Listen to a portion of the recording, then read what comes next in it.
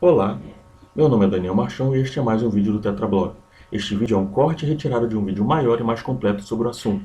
Você pode assistir o vídeo completo clicando no card acima. Olá, meu nome é Daniel Marchão e esse é mais um vídeo do Tetrablog. Você sabia que o feminismo começou dentro de uma igreja? Calma, eu sei, mas deixa eu explicar, espera eu molhar o bico. Esse movimento foi chamado de primeira onda do feminismo. E o movimento mudou muito, obviamente, e se afastou da igreja através do século XX. Mas se você quer entender esse começo e a relação que essa ideologia tem com o evangelho e com as igrejas e a doutrina cristã concordando ou discordando ao longo do século XX e naquilo que ele se transformou, é só acompanhar o vídeo. O primeiro texto feminista da história foi escrito por uma missionária americana chamada Lucretia Mott.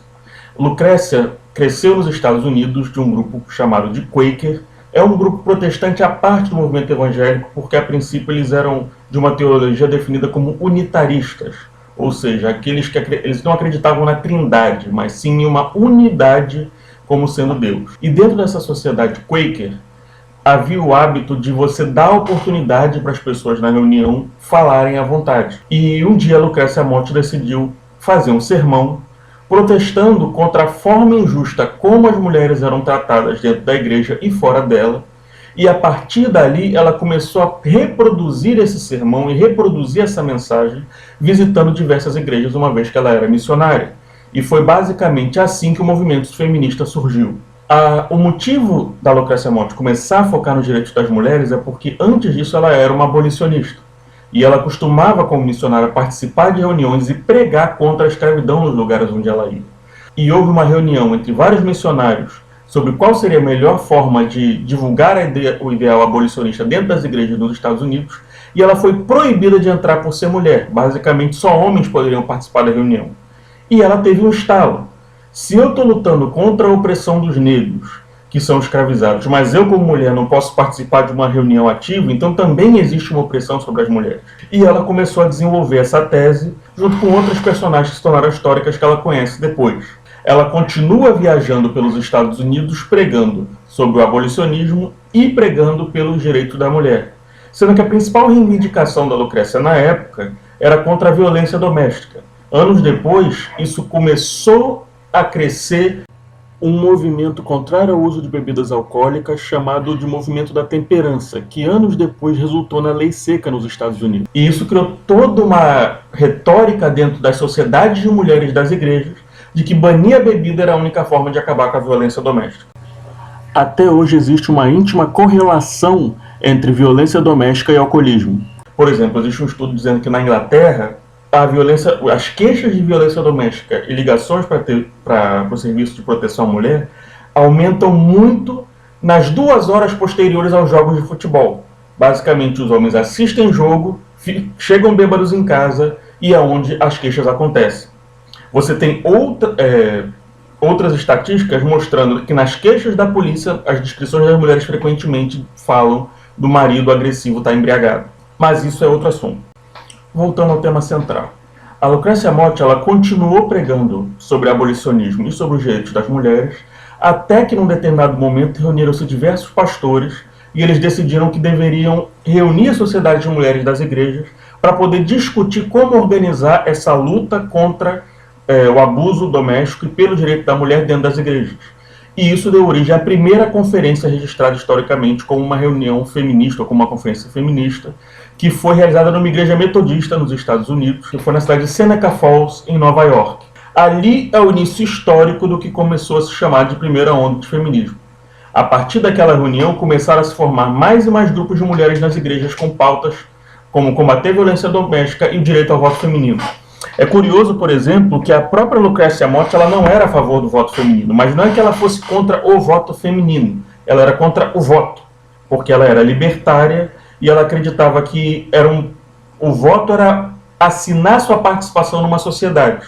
E enquanto a sociedade fosse escravocrata, ela não queria assumir-se como participante desse governo de um sistema escravocrata. Então ela era a favor de ela votava nulo ou não votava, isso era contrária à prática do voto até que houvesse a abolição da escravidão e a inclusão dos negros com direito ao voto também.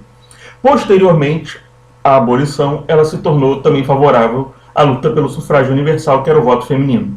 O movimento acabou se dividindo alguns anos depois, basicamente porque algumas feministas ateias, entre elas a protagonista era chamada Elizabeth Cady Stanton, que era parceira da Lucrécia Mott no ativismo abolicionista, ela decidiu incluir outras pautas que ela considerava também fundamentais ao direito feminino, como o direito ao divórcio e ao aborto. E é claro, no meio para o final do século XIX, a maior parte das mulheres cristãs não eram favoráveis nem ao divórcio e nem ao aborto.